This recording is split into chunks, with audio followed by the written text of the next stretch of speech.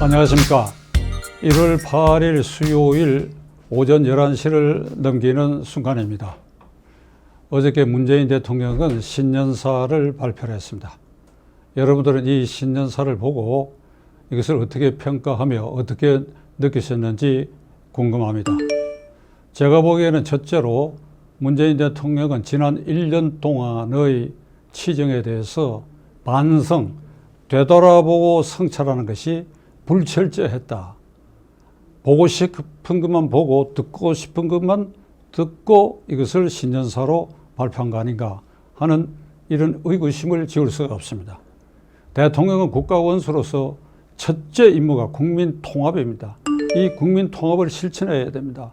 근데 작년 1년 동안에 국민의 국론은 완전히 분열돼 가지고 광화문 집회와 이에 대치되는 서초동 집회, 요 현상으로 양분됐습니다. 물론 광화문 집회는 10월 3일 날 당군 이래 최대의 인파가 모여가지고 문재인 탄핵, 문재인 물러가라고 외친 그 소리가 아마 문재인 대통령 귀에도 쟁쟁할 것입니다. 서초동은 규모가 그보다 훨씬 적은데 공수처 설치 검찰 개혁 또는 조국 수호 공수처 설치 또는 조국 수호 검찰 개혁, 이게 황당한 구호인데 대통령은 이 두 개 집회에서 분출된 그 소리를 서초동 것만 취택해가지고 작년 말에 수석보좌관 회의에서 국민들의 다양한 의견 중에 특히 검찰 개혁과 공수처 설치에 대한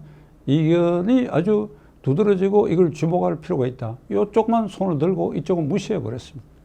이건 국가원수가 취할 태도가 전혀 아니지요. 자기에 대해서 탄핵하자 그리고 물러나라 하는 그런 언짢은 소리가 있다 하더라도 여기에 대해서 무슨 말을 해야 됩니다. 겸허하게 받아들이겠다라든지 무슨 소리를 해야 되는데 신년사에도 이걸 완전히 뭉개버리고 말았습니다. 민생 경제에 대해서는 나는 문재인 대통령이 이 강요들과 청와대 보좌진으로부터 허위 보고를 받고 있다고 생각합니다. 허위 보고를 받고 있다. 왜 제가 이런 말씀을 드리는가 하면 통계적으로도 보고 싶은 건 보고 국민들에게 하고 싶은 말, 그러니까 이렇게 편향된 그런 통계 자료 등을 가지고 이 신년사에 담고 있는 것입니다. 대표적으로는 이게 고용률에 있어서 이 일자리가 28만 개가 늘어났다. 그리고 청년 고용률이 13년 이래에 최대였다. 그리고 소득 하위 1분위 소득은 늘어났다. 이렇게 말하는데 실상은 어떤가 하면 근로자의 허리에 해당하는 40대 일자리는 대폭 줄고 36시간, 주 36시간 일하는 양질의 일자리는 줄고 주 17시간 알바성 일자리만 노인들의 또 세금을 퍼부어가지고 그것만 늘어났다.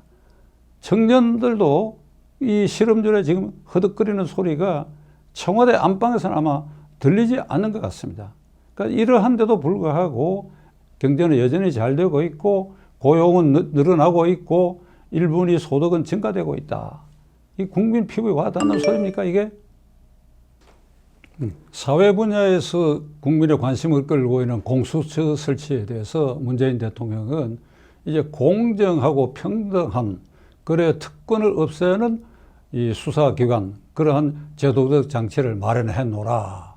이렇게 아주 자부심을 갖고 얘기하고 있는데 좀 민망한 얘기지만은 대통령님 정말 그렇게 생각하십니까?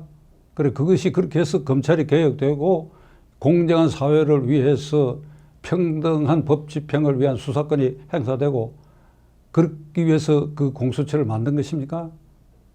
두고 볼 일입니다만은 대통령께서 신년사에서 그렇게 말한 거 이건 후일 본인이 스스로 책임져야 할 사태에 이르리라고 저는 감히 장담하는 바입니다. 어제 신년사를 관통하는 여러 가지 얘기 중에 분량이나 또는 핵심적인 대통령이 하고 싶은 말은 김정은에 관한 것입니다. 김정은의 대한민국 방문을 위해서 우리 모두가 방문의 여건을 갖춰가도록 노력합시다. 이제 한반도에는 전쟁의 먹구름은 그치고 평화 시대가 성큼 다가왔습니다. 라고 선언을 했습니다. 시청자 여러분, 동의하십니까? 전쟁의 먹구름이 그치고 한반도의 평화의 새로운 시대가 성큼 다가왔습니다. 누구에 의해서? 문재인이 대통령 된 이 기간 동안에, 특히 작년, 그래요 금년 정초에는 평화의 시대가 온 것을 확인합니다. 이런 말 아니겠습니까? 시청자 여러분, 동의하십니까? 연초에 김정은은 노동당 전원위원회에서 우리가 역사상 최초로 아주 획기적인 깜짝 놀랄 무기를 개발했노라라고 선언을 했고, 작년 5월 이후에 13차례 중거리 유도탄 실험 발사를 했습니다. 그게 전부 사정거리가 남쪽 제주도 또는 일본의 서쪽에 해당하는 이 사정권입니다. 결국 대한민국을 사정권으로 한 13번째의 미사일 발사가 있었는데, 그때마다 대통령은 입을 다물고 한마디도 한 일이 없습니다. 대통령이 신년사를 발표하던 그 전날 국가정보원은 어떤 발표를 했느냐? 국회 정보위원회를 통해 가지고 김정일은 절대로 핵을 내려놓지 못한다. 핵 포기는 불가한 일이다. 라고 하는 것을 국회에 보고를 했습니다.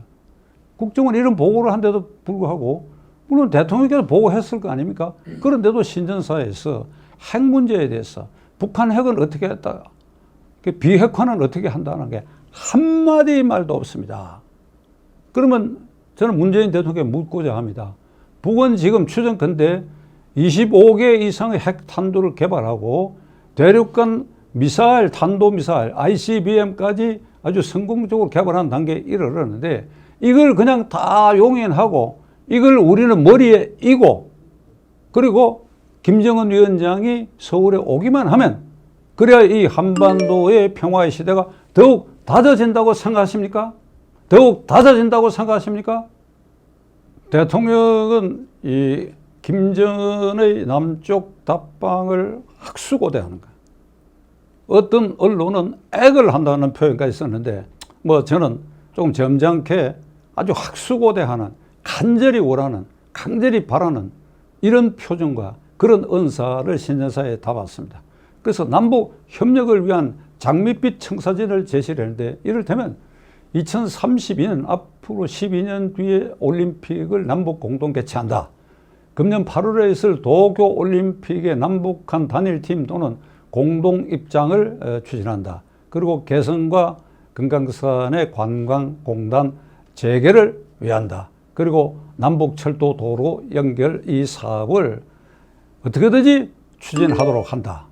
그러면서 말은 생략됐지만은 유엔과 대북 제재 때문에 개성공단이고 금강산 관광 남북철도 연결이 막혀 있는데도 불구하고 이걸 계속 강조하는 것. 그래야 김정은 위원장이 서울을 방문할 수 있는 여건을 갖춰야 된다는 하고 말을 곁들여서 해석을 하면, 유엔 제재와 미국, 일본의 북한에 대한 제재에도 불구하고 대한민국 정부, 문재인 대통령이 단독으로 이 제재를 남북한만에는 그냥 해제할 그런 기세를 어제 보인 것이 아닌가. 저는 그런 의혹을 갖지 않을 수가 없습니다. 북한 당국은 대통령의 이런 남북협력에 관한 장밋빛 제안에 대해서 북한이 어떻게 말하는지 듣고 계십니까? 넋두리라고 얘기했어. 넋두리. 대한민국 정부, 문재인 대통령이 할 수 없는 그 권한 바깥에, 능력 바깥의 일에 대해서 넋두리라고 얘기했어. 넋두리. 이런 소리가 지금 대통령 귀에는 들리지 않습니까? 그리고 한 가지 여쭤보려고 합니다. 남북 협력을 위해서 이런 장밋빛 구상을 발표한다면 그 전에 김정은의 주석군과 대통령 관저 비서실과 연결되어 있는 남북 핫라인이 작년 4.27 남북협의에서 이게 가설이 되었는데 몇 번 가동한 일이 있습니까? 몇 차례 가동했습니까? 이번 이런 제안을 하기 전에도 라인을 통해서 대화하려고 하는 시도는 해보셨습니까? 안 해보셨습니까? 했는데 거부당했습니까? 그러니까 남북관계가 김정은에 의해서 지금 일방적으로 완전히 차단되어 있는데 이렇게 모든 것을 협력 방법, 내용 이걸 다 공개를 해버리면 어차피 남북관계도 어느 단계에서는 이게 협상이고 회담을 통해서 해결해야 할 부분이 있는데 모든 카드를 우리가 쓸 수 있는 모든 카드를 그냥 속내까지 다 뒤집어 가지고 보여주고 이래 갖고 남북관계에 있어서 핵 문제를 두고 어떤 협상을 할 때 우리가 더 이상 더 내놓을 카드가 없다. 저서 환히 보고 있다. 그러니까 만만하게 보는 것이죠. 그런 점에 있어서 문재인 대통령 지난 2년 반 동안은 북한에 맹종하고 북한의 비위를 거슬리지 않으려고 하고 무조건 추송하고 추수하려고 하는 이런 태도를 보이는데도 불구하고 왕따 당하고 소도 웃을 일이라든지 이런 비아냥을 당하고 있는 거 아닙니까? 이것이 우리 국민 전체 자존심을 얼마나 손상시키고 있다는 거 그런 점도 대통령께서 깨닫고 계십니까? 시청자 여러분, 우리 국민들은 2018년 6월 13일 지방선거가 있기 하루 전인 6월 12일 오후 3시에 싱가포르에서 트럼프와 김정은 사이에 기만적인 이 협약을 내놓았습니다. 한반도 비핵화 선언을 내놨습니다. 북한 비핵화가 아니라 한반도 비핵화 선언을 내놨습니다. 그리고 오후 3시인데 그 순간부터 오후 내내 밤새도록 아침 지방선거가 시작되는 새벽서부터 이것을 온 매체가 이거 마치 한반도의 평화가 온 것처럼 이렇게 들떠가지고 보도해 함으로써 그 선거가 어찌 됐습니까? 전부 문재인 대통령 여당 쪽으로 표가 그냥 폭풍수처럼 쏟아져 버렸지 않습니까? 서울 시내 25개 구청장 가운데 그래 한 곳만 야당이 차지하고 24곳을 민주당이 차지하는 이게 정상적인 결과라고 여러분 생각하십니까? 이게 정상적인 국가의 정상적인 국민들이 정상적으로 아무리 싱가포르에서 그래 그럴듯한 것이 당당 보인다 하더라도 그 이면에 속한 걸 조금이라도 살펴보는 이런 냉정성은 전혀 없이 그냥 바람 부는 대로 이렇게 전부 이렇게 한쪽으로 무너지는 이 모습을 우리는 어떻게 봐야 합니까? 제가 가장 우려하는 것은 4월 15일 총선거를 두고도 문재인 대통령과 그 측근의 머리에는 재작년 6월 13일의 그 꿈을 절대 포기하지 않고 있는 것입니다. 4월 15일 임박해갖고 문재인 대통령이 구상하는 대로 김정은이 답방한다. 그렇게 해서 한반도에 평화가 왔다. 핵을 이고 미사일을 이고 있는 김정은이가 서울에 오기만 하면 평화의 시대가 더욱 정착됩니까? 이런 바람을 불게 해갖고 또 우리 국민들이 이성적인 판단을 못하고 또 표가 한쪽으로 무너지는 꼴이 생긴다 그러면 나는 자유민주 체제가 심각하게 훼손되고 대한민국의 장래는 가늠하기 어렵다고 감히 말씀드리려고 합니다. 여러분들의 심사숙고 침착한 문재인 대통령과 그 정권의 향배를 살펴봐야 할 것입니다.